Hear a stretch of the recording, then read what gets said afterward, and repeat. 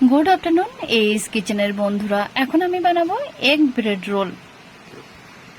এই স্ন্যাকটি খুব কম উপকরণ দিয়ে আর খুব সহজেই বাড়িতে অনায়াসে বানিয়ে ফেলতে পারেন।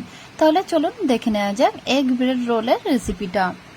এগ ব্রেড রোল বানানোর জন্য এখানে আমি নিয়েছি 5 থেকে 6 পিস ব্রাউন ব্রেড, আপনারা হোয়াইট ব্রেডও নিতে পারেন।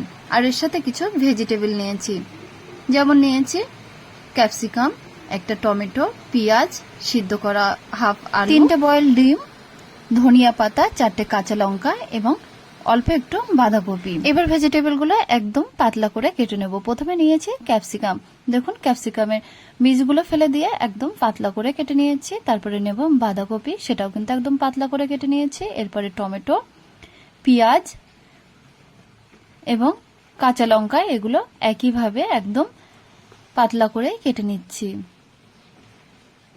ভেজিটেবলগুলো কাটা হয়ে গেছে। এবার দেখুন ডিমগুলো একটা গ্রেটার দিয়ে গ্রেট করে নিয়েছি।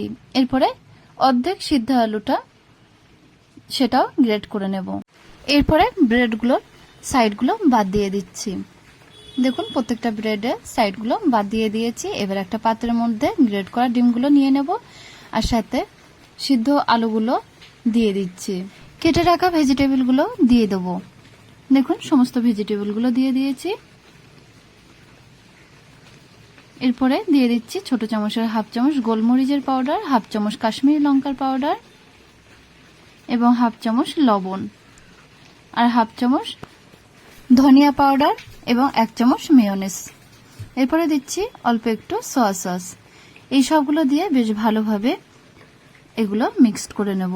এরপরে দেখুন মিক্স করার পরে মিক্সচারটা থেকে বেশ কিছুটা হাতে তালুতে নিয়ে এরকম গোল করে লম্বা করে নেব। এগ ব্রেড রোলের ফিলিংটা তৈরি হয়ে গেছে। এবার ব্রেডগুলো বেলনা দিয়ে চেপে চেপে বেলে নেব।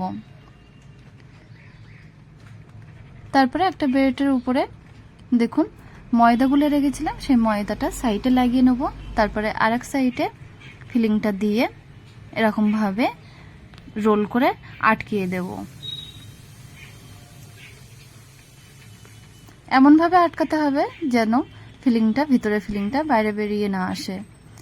একে একে প্রত্যেকটা এগ ব্রেড রোল বানিয়ে নিচ্ছি। এইভাবে সমস্ত এগ ব্রেড রোলগুলো বানিয়ে নিয়েছি। এবার এগুলো ফ্রাই করার পালা। তো মিডিয়াম ফ্লেমে একটি ফ্রাই প্যান দিয়ে ফ্রাই প্যানের মধ্যে বেশ কিছুটা তেল দিয়ে দিলাম। তেলটা যখন গরম হয়ে যাবে তখন একে একে এগ ব্রেড রোলগুলো ফ্রাই করে নেব। উল্টে পাল্টে প্রত্যেকটা egg bread role brown colour করে ফ্রাই করে নেব। এরকম যখন কালার চলে আসবে তখন তেল থেকে এগ ব্রেড রোলগুলো তুলে নেব।